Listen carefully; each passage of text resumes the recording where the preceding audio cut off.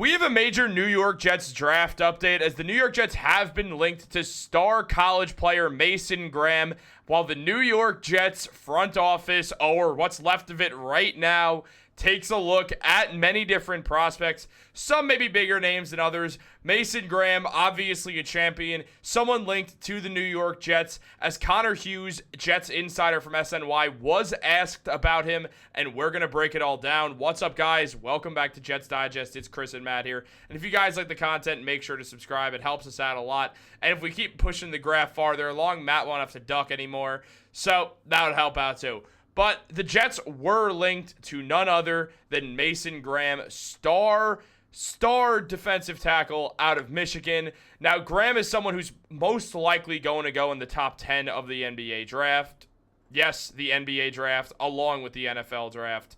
Because obviously, as we know, Mason Graham's just the greatest basketball player of all time. No, but in all seriousness, He's a top 10 projected pick in the NFL draft, and the New York Jets are in dire need of another defensive tackle outside of Quinnen Williams.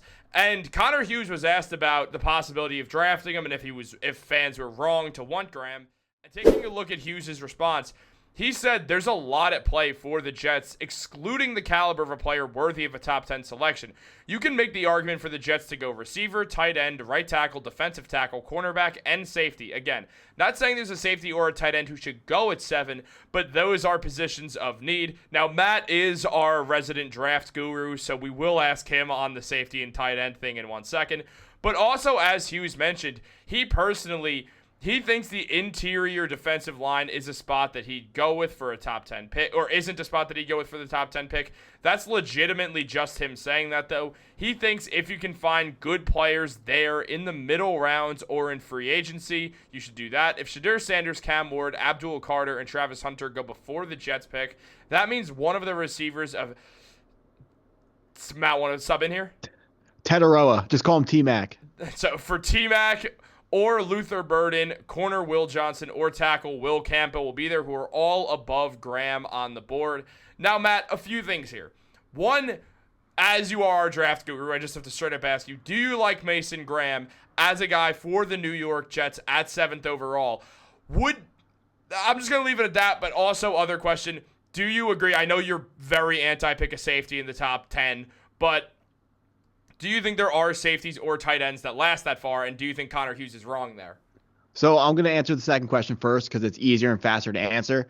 Safeties and tight ends should not be drafted in the top 10 unless they're the most elite of elite prospects at that position. Last season, Brock Bowers was the greatest tight end prospect of all time, and he fell out of the top 10. Had it not have been a stacked draft last year, he would have been in the top 10. He's worthy of a top 10 pick at tight end. But if you're not like a Brock Bowers level prospect, of course, you don't have to be as good as Brock Bowers to be in the top 10, but you got to be somewhere in the stratosphere, which no one is in this draft class. There are two guys, Colson Loveland out of Michigan and Tyler Warren out of Penn State, who are mortal locks to be drafted in the first round, but they are going to fall outside the top 10. Safety, there actually is a safety who makes a case to be a top 10 draft pick. Malachi Starks out of Georgia is a blue chip safety. He is a ball hawk. He's got the body type that you're looking for. He's tall and rangy. He make a lot of great plays for your defense. Making those, especially turnovers, are his specialty. He's going to get a ton of interceptions. Reminds me of Minka Fitzpatrick. I've seen him mock to the Dolphins a lot. I'm a little bit afraid of that. So he's not going to go at 7, but he is a really, really good player. And as far as safeties go, he's not like I said, you got to be a generational safety or tight end to go top 10, which he's not. But he's still a blue chip safety. If the Jets draft him, don't be completely shocked. But at 7 is too high for him. Talking about Mason Graham, if they should draft him at 7, the question isn't should they draft him at 7. The question is he going to be around at 7? Right now, he is number 3 on my big board behind Abdul Carter and Travis Hunter, which is not consensus, of course, but it's not a hot take. These guys are the elite of the elite when it comes to this draft class. It's Matt census. Yeah. So Mason Graham, 6'3", 318 pounds, out of Michigan. If you're looking for the prototype size, what you're looking for out of defensive tackle, on average, a 4'3", which is the defensive scheme that the New York Jets run, a 4'3" defensive tackle, 6'3", 300 pounds. So Mason Graham has the height, and he is overweight, but when you're as athletic as Mason Graham, the extra weight's a good thing. So when you're drafting a top 10 defensive tackle, you'd like to see him be a little bit bigger. So it's not exactly a plus for him. When a prospect is this good of a prospect, the average height, like the averages don't apply to you anymore. We expect more than that. So that is almost a knock on him, the size, because he's so elite in other spots. Now, looking at the New York Jets roster right now, comparing him to Quinnen Williams is 6'3", the same height as Mason Graham, and only 302 pounds. So Mason Graham, similar body type to Quinnen Williams, looking at the size and the weight comparison. So one question Mason Graham does have measurable-wise is how long are his arms? If you watch him on film, his arms look a little short for a guy who's going to be taken in the top 10. Arm length is important when you're an offensive lineman or a defensive lineman in the NFL because, Chris, you played the line in high school. You know, as soon as the ball gets snapped, it's pretty much a race to see who gets their arms on the other guy first. Yeah. And you're trying to get your arms inside their shoulders, inside their pads, and drive them back. So if his arms are short, he can come up out of his stance faster than the guy across from him. But if the other guy's got longer arms and can reach him first, then Mason Graham's at a disadvantage. So I'm not saying his arms are definitely too short, but it's a question mark. At the NFL Combine in February, I think, don't quote me on that, coming up pretty soon here in the winter, during the NFL Combine, that will be measured, and that question mark will be answered for us. And we're going to find out whether or not he's still an elite prospect. Although I'm someone, when it comes to arm length, I think if you're talented enough, you can learn the hand movements to get guys away from you. I wouldn't take him out just because his arms were too short. Maybe I wouldn't take him top 3 because his arms were too short, but we don't have a top 3 pick. We got a top 10 pick. So talking about who he is on the field, he's a defensive tackle who shuts down rushing lanes and is also able to pressure the quarterback in the passing game as well. So he doesn't get a ton of sacks, but what he does do is he pressures the quarterback, and it's important as a defensive tackle to collapse the pocket because when the pocket is smaller, the quarterback can't step up into the pocket, and that's going to hurt him in the long run. It's going to create more opportunities for the guys around you as well. So the New York Jets, the scheme, what we got going for us, the plan is to get Will McDonald on the outside and Jermaine Johnson. We want to get them one-on-ones along the outside, and we want them to be able to get the quarterback. So let's pretend there's a play going on right now. Will Johnson beats his man to the outside. What the quarterback needs to do is step up into the pocket.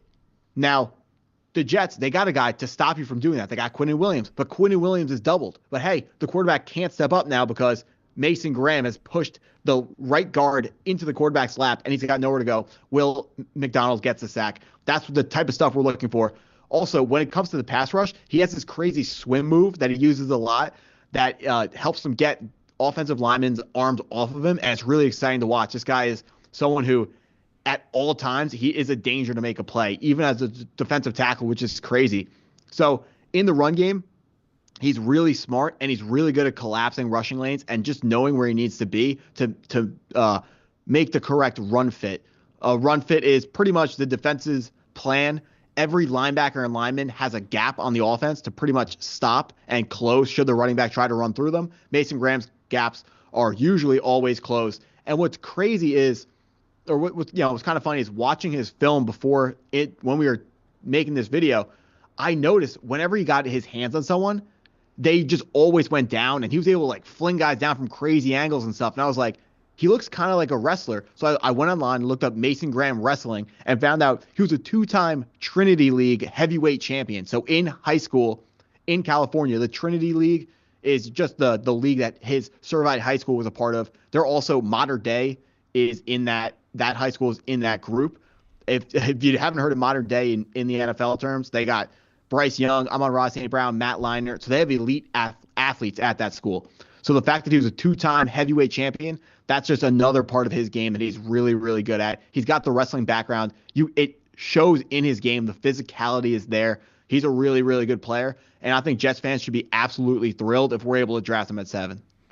Now, he is someone who, first of all, fills a big need for the New York Jets. And it's one of these situations where there's not like there's an elite defensive tackle they'd be able to find in free agency or anything. This is the path there, and this is a team that needs more pass rushing. It's evidently clear after losing, I mean, the man who had the most sacks on their team last season in Bryce Huff, they weren't able to really replace that with anyone. The Jets had a struggling pass rush, which felt like one of the worst parts of their defense. Now, Connor Hughes did kind of put the case against drafting a defensive tackle, saying offensive tackle, receiver, and corner are positions with more value than interior defensive line.